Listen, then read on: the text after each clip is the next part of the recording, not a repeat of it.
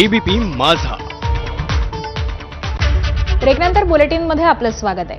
पुण्यातील भीमाशंकर मंदिरामध्ये सुरक्षा रक्षकानं भाविकांवरती दादागिरी केल्याचं समोर आलंय.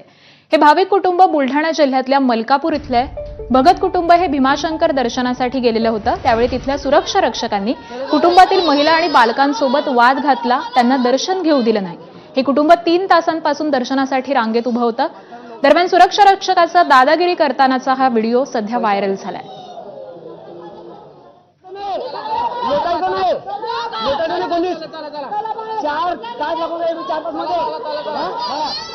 जय जो मित्रांनो, आज मी खेड मतदारसंघामध्ये पुणे जिल्ह्यामध्ये भीमाशंकर इथे आलो होतो. आम्ही जवळजवळ 1 वाजता दर्शन बारीमध्ये लागलो भीमाशंकर मंदिर संस्थानमध्ये.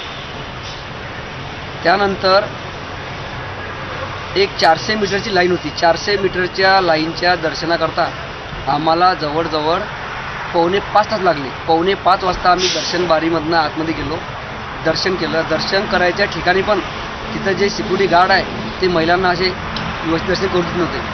त्यानंतर मी बाहेर आल्यानंतर तिथल्या सिक्युरिटी गार्डना विचारलं, पूजाला विचारलं की बाबा ही दुसरी लाईन कशाची आहे.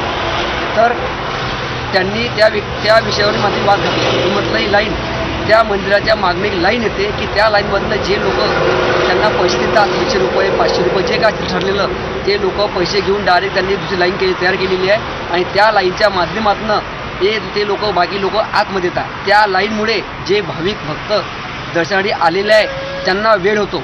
लहान लहान मुलं, वयोवृद्ध महिला, पुरुष यांना पण तिथं एंट्री मिळत नाही. जेव्हा मी त्यांना हे प्रश्न विचारले तेव्हा त्यांनी माझे वाद घातला आणि माझं जी फॅमिली होती आमच्याही त्यांनी धक्काबुक केली. माझ्या लहान मुलीला, माझ्या मिसेसला ते अक्षरशः अंगावरती आले. नमस्कार. या बातमीसह बुलेटिनमध्ये वेळ झाली एका छोट्याशा ब्रेकची. पाहत रहा एबीपी माझा.